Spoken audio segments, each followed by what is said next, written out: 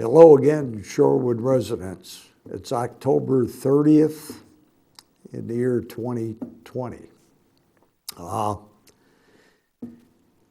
Into the COVID-19 situation for a long time, many months.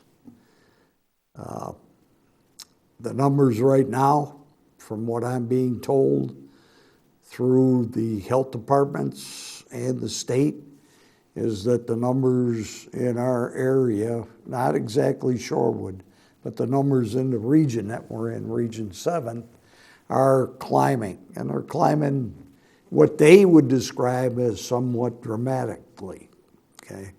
The governor has instituted more mitigation procedures in the terms that there's not supposed to be any inside service at bars and restaurants, and a few other mitigation procedures. Now, in order to bring that some kind where we all can understand this, okay, is these businesses they've already been crippled through this entire situation. Now we're talking about crippling them going into the winter season to where outside seating is not going to become that much of an option for them.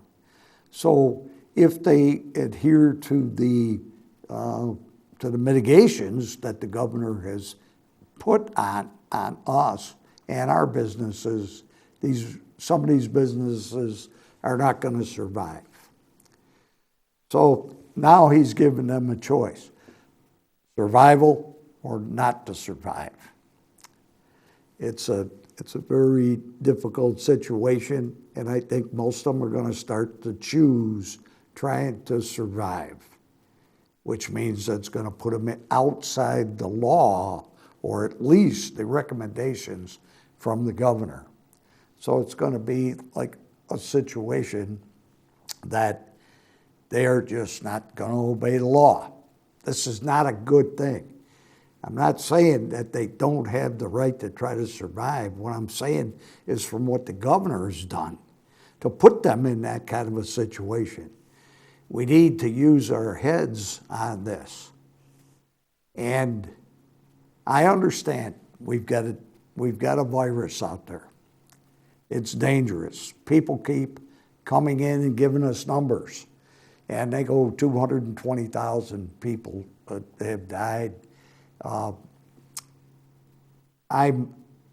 the life of me, I've been reading paper after paper, document after document, and it's difficult to try to keep track of all this. When you hear the governor come on TV and he says to you, we have to protect the public, not one person should die from this virus. Well, I look at the livelihoods and the businesses and the economy that's being hit right on the chin. And the knockout punch has been thrown. And if they survive the knockout punch, God bless them. There's a lot of people that depend on the food, entertainment industry for their livelihood.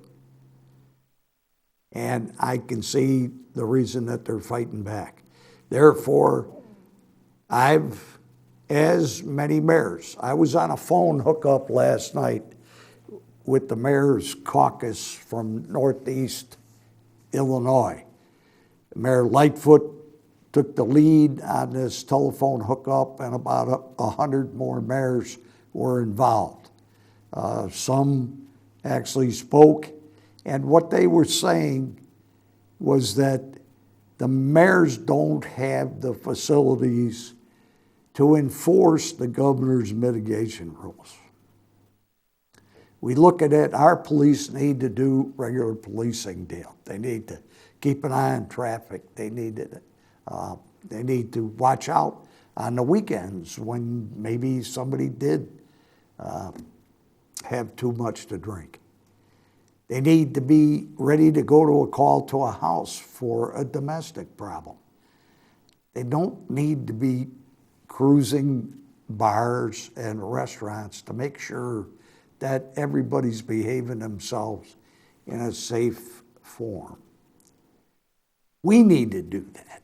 As the citizens, we need to use our common sense. If we don't feel that something is safe, stay away from it. If we should not be having parties at our houses to where we believe that everybody that's coming in isn't carrying this virus. When you do that right now in this situation, what you've set up is a time bomb, a situation. Somebody comes in, spreads it to the people that you called in to gather at your party. They give it to them. They go home and give it to the rest of their family. The numbers are going up. I do believe it. And as just human beings, we need to look at that and say, let's do the best thing that we can right now to try to slow this thing down. This is not that hard to do. And for you that sit out there and say, I'm not going to do it because I don't want to, that's your business. Just please stay the hell away from me, okay? And the rest of my family.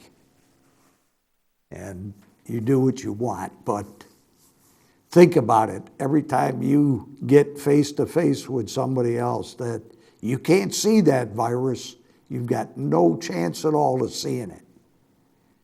And you don't know if you have it or that other person has it, and they give it to you.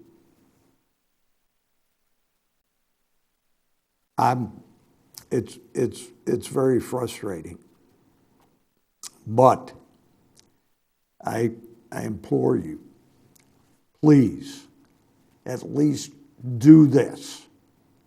If it's the only thing that you do, if you go to parties and you do this and you do that, at least wear the mask. There's tons of them out there. You can get them almost any place you want. And that's pretty much all I can ask you to do. Okay? If these numbers continue to go up, the governor may get even more restrictive. He may get to where he's going to have the state try to enforce certain shutdown activities. I don't want to see us get there. So, please, God bless everybody. Oh, Halloween, come on. Again, let's use our common sense.